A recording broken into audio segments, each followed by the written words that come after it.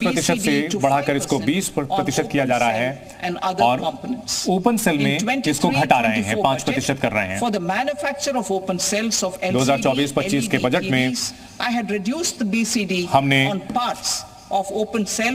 हमने open sales के लिए जो टैक्स था उसको कम किया था।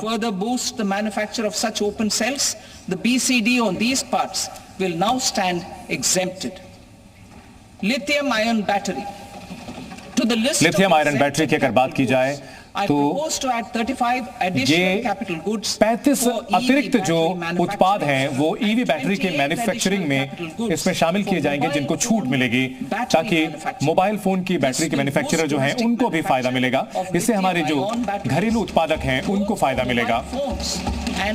मोबाइल फोन और इलेक्ट्रिक व्हीकल के लिए आसानी से, सुगमता से बैटरियां उपलब्ध हो पाएगी। शिपिंग सेक्टर की अगर बात की जाए तो शिप बिल्डिंग में बहुत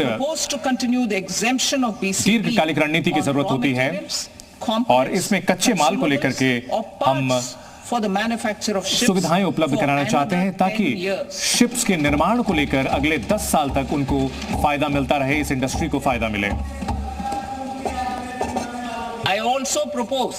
इसके अलावा हम और प्रस्ताव देना चाहते हैं कि जो जहाज को तोड़ने की क्षमता होती है, हम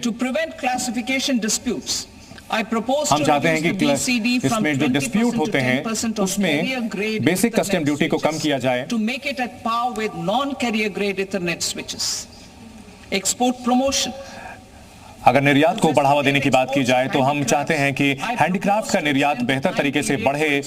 हम चाहते हैं कि 6 महीने से लेकर के 1 साल की जो सीमा थी उसको अगले 3 महीने के लिए बढ़ा देते हैं अगर जरूरत पड़े तो। इसके अलावा हम और प्रस्ताव देना चाहते हैं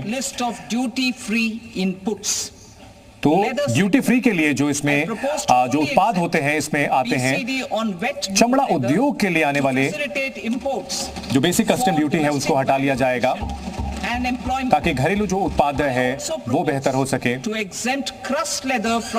और जो क्रस्ट लेदर है उसमें जो 20% की एक्सपोर्ट ड्यूटी लगती है उसको हम कम करना चाहते हैं ताकि इससे निर्यात बढ़े। मरीन प्रोडक्ट्स की बात की जाए तो भारत की सी फूड मार्केट में प्रतिस्पर्धा बढ़ सके, प्रतिस्पर्धी हो सके, इसके लिए for manufacture and export of its analog products. I also propose to reduce BCD हम चाहते हैं कि 15% से घटाकर 5% कर दिया जाए। फिश हाइड्रोलाइसेट होता है उसको 15 से 5% किया जा रहा है ताकि जो मछली उत्पादक हैं उनको फायदा हो सके। जुलाई 2024 के बजट में हम चाहते थे कि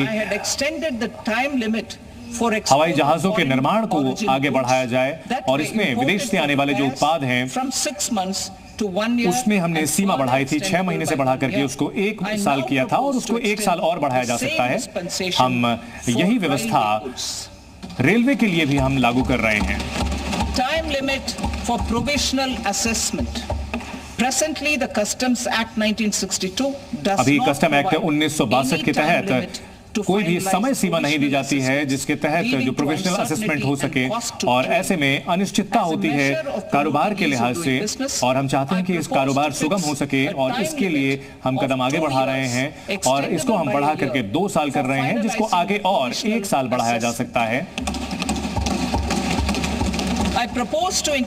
और इसके अलावा हम एक और नियम लागू करना चाहते हैं जिसमें हमारे जो निर्यातक और आयातक हैं वो क्लियरेंस के बाद भी जो वो ड्यूटी एक्स्ट्रा दे सकते हैं बिना किसी पेनल्टी के अगर वो पहले छूट गए हों, पहले देना भूल गए हों। हालांकि ये उन केसेस पर लागू नहीं होगा जहां पर पहले ही डिपार्टमेंट की ओर से ऑडिट या फिर इस पूरे मामले में जांच की प्रक्रिया शुरू कर दी गई हो।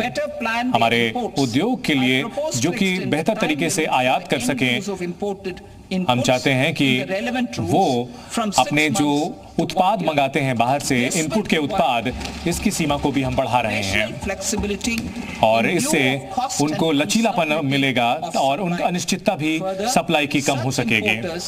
और ऐसे जो आयातक हैं, इंपोर्टर्स हैं, उनको हर तिहाई महीने में ये मंथली स्टेटमेंट के जरिए के बजाय अब 3 महीने में एक बार जानकारी देनी होगी।